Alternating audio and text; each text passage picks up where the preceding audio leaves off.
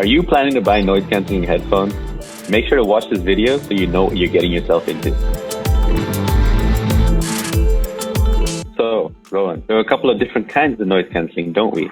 Yeah, absolutely. Maybe we can start with the first one, which is actually not noise cancelling for yourself. So a lot of the phones, they have some form of noise cancelling, which helps you get clearer calls. But that's all it does. So that's for clearer phone call quality. And a lot of earbud manufacturers, especially at the lower end, will tend to use the words noise cancelling while selling those earbuds. An example of this is the Qualcomm implementation, CVC. Yeah, CVC, it stands for clear voice capture, right? Yeah.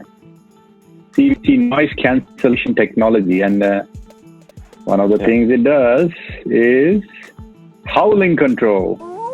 So one of the things it has is howling control. It has adaptive equalizers. This is also a kind of noise cancelling, but it's only for phone calls, so that you can hear the other person clearly and they can hear you clearly. That's all this is. So this is not noise cancelling in the traditional sense of the term. And howling control is not something you have on a full moon day. Yeah.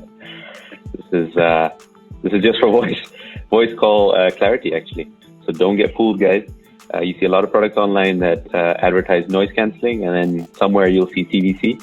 So make sure you know what you're getting yourself into, that all that means is it gets you better quality voice calls. That's one type. Not unimportant, but important to know what it is. And then maybe from the lowest end, let's go to the highest end, right? Like really active noise cancelling. Active noise cancelling has, there are various ways to implement it. There's a feed forward method, there's a feedback method. So now the headphones, for example, Kevin is wearing is the Bose 700s, or you have the Sony series. This is the older. Zoom is virtualizing this.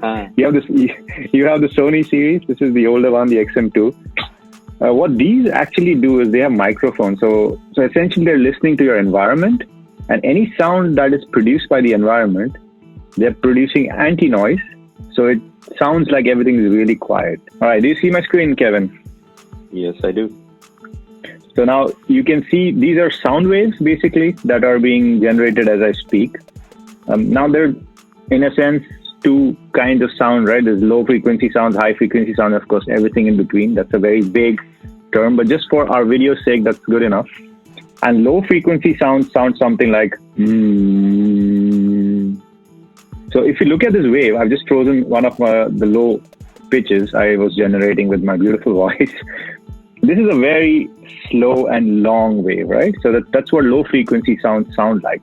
And essentially, in this wave, what noise cancelling does is it tries to fill in the parts between. So the trough is what you actually hear. Noise cancelling tries to fill in this, so you actually don't hear anything. It sounds like that's the anti-noise, right? So if this is the noise, another wave in between would be the anti-noise. Whereas in a high-pitched situation, it would sound something like this. And you see these waves are much higher, but they're smaller waves in general. And actually the distance between these waves is shorter in terms of time. So these are smaller waves and the low frequency waves are the higher waves, which is why low frequency waves are much easier to cancel. So if we translate this to real life sounds, then we can think about the humming sounds of buses, trains, just public transport in general, airplanes. Those are very easy to cancel out.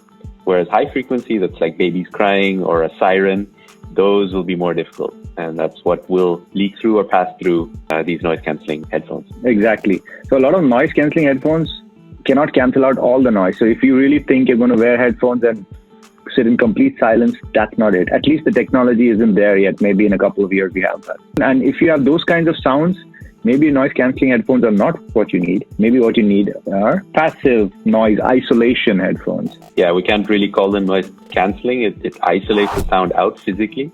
There's a couple of types, right? You have in-ear headphones and you have over-ear or on-ear. Yep, those which are not in-ear, but they are placed in your ears. So they barely offer any kind of noise isolation. And that's why if you are an AirPods user, what you'll notice is that you're cranking up the volume the moment there's background noise. It's just pretty bad for your ears, but that might be a separate video.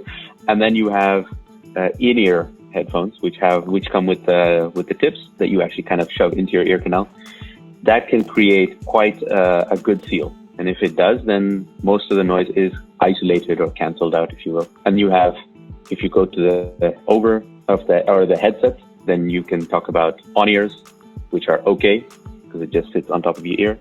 And then you have over-ears like the ones I'm wearing, which will create a much better passive noise isolation. So that's noise isolation, nothing but it's the same thing as covering your ears, right? And blocking out all the sound. That might be enough for a lot of people, surprisingly, because if you have a good seal around your ear, you can get pretty good noise isolation out of it. So you may not need to spend that extra $100 on noise cancellation. Also, an important thing to note is a lot of the noise cancelling tech, it affects how your audio sounds. So a lot of audiophiles will almost never choose noise cancelling tech for the music because it interferes with how your sounds, right? Because it has to listen to something else, generate some waves, and translate that to your ears. So there is some processing happening.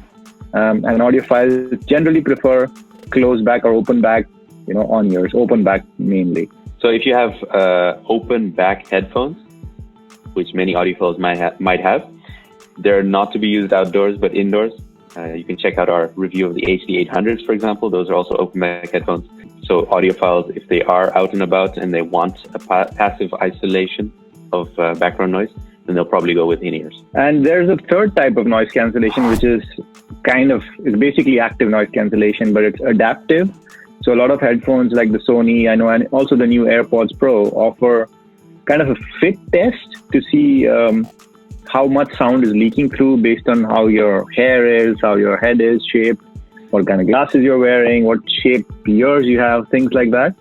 And then they try to compensate for that. So if they feel like, they need to generate more, anti-noise or different kind of anti-noise, change the frequency of that, they'll try to do that. So that's kind of the new smart noise cancelling tech that's coming up. But that's essentially just active noise cancelling to adjust to different situations. Speaking of fit, there's usually two kinds of preferences for people.